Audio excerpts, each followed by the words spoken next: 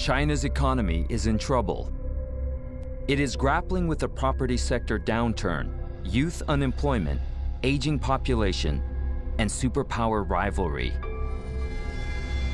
All this is forcing a rethink of how to go about growth. And President Xi has set a new direction for the world's second-largest economy.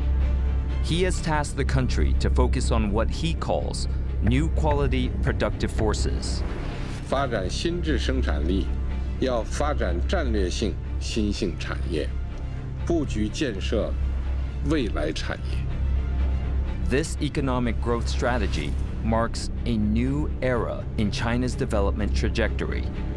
Resources are now pouring into areas such as humanoid robots, biotech, low-altitude economy, and even resource exploration on the Moon and Mars.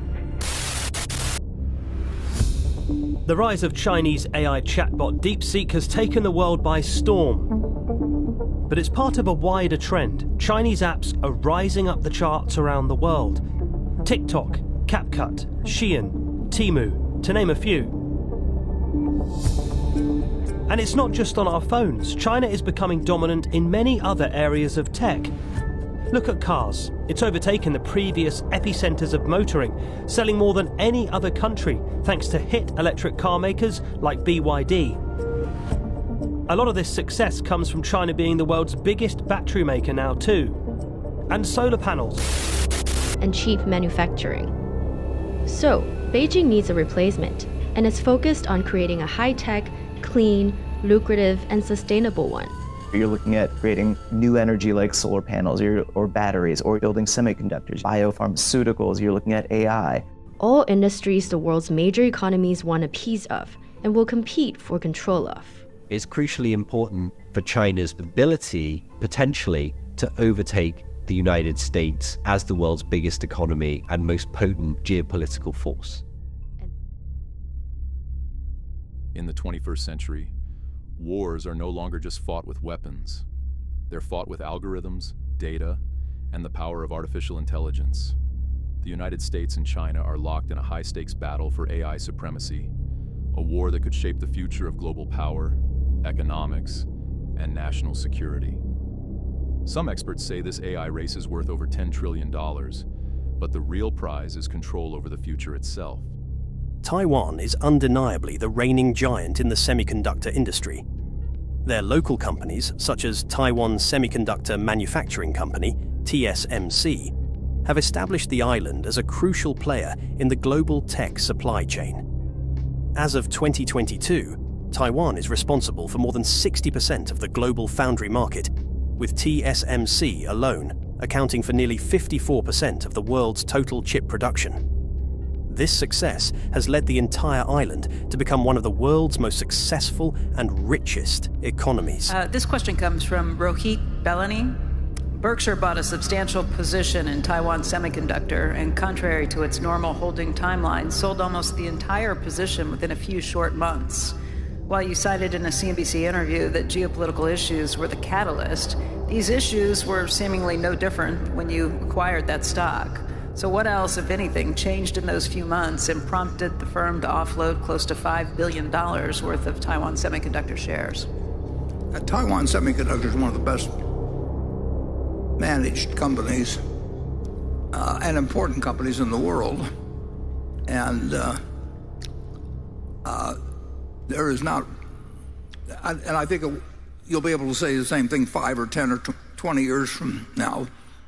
I don't like its location and reevaluate. In his 2025 New Year address, Chinese President Xi Jinping has restated his claim that Taiwan will be unified with China.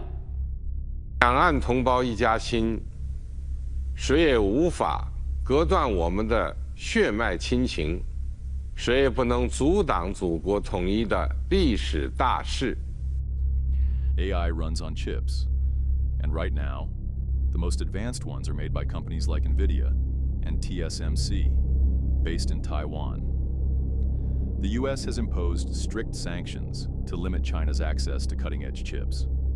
But China is rapidly developing its own semiconductor industry, determined to become self-sufficient. China's AI advantage comes from its access to vast amounts of data.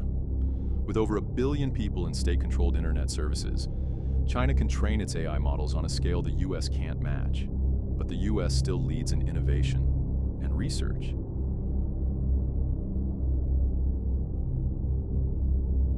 Hi, I'm Taylor Owen, and this is G0 AI. So whatever your lingering skepticisms of this current moment of AI hype might be, one thing is undeniable. AI is turbocharging the stock market and the economy more broadly. The S&P 500 hit an all-time high this year, largely driven by AI. Nvidia's stock jumped 700% since the launch of ChatGPT, at one point becoming the most valuable company in the world. And some researchers think this is going to get even crazier. They argue that we could see 30% per capita economic growth by 2100 because of AI. What this means is that in 25 years of 30% per capita growth, we would be 1,000 times richer than we are now. But what are these? We spoke about NVIDIA, and you had said that it would be something that you held for years. And ever since then, you held it for a while, but more recently you've been selling it off.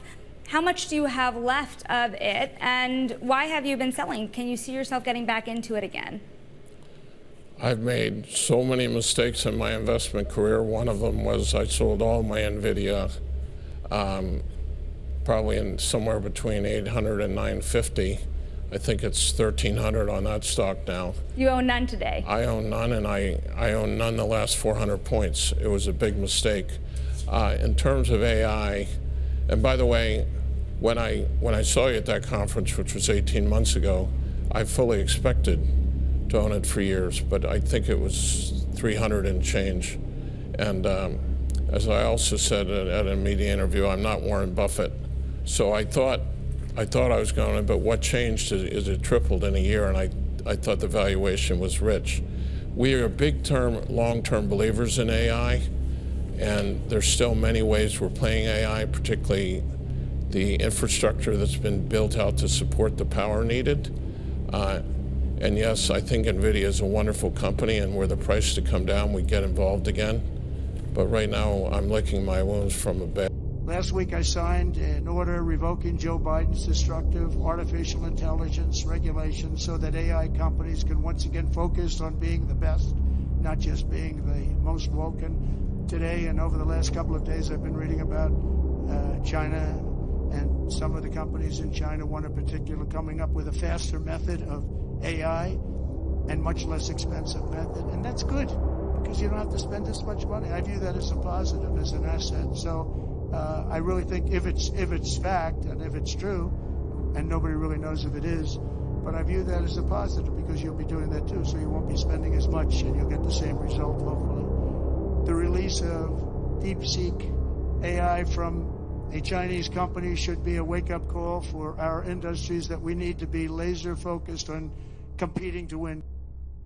The AI war isn't just about power, it's about money. AI is expected to add over $15 trillion to the global economy by 2030, with China and the US positioned to claim the lion's share. The country that leads in AI will dominate industries like finance, healthcare, and automation, reshaping the global economy. This isn't just a war over technology. It's a war over the fate of the 21st century. And the outcome? That's still being written. Subscribe for more deep dives into AI, tech, and the future of power.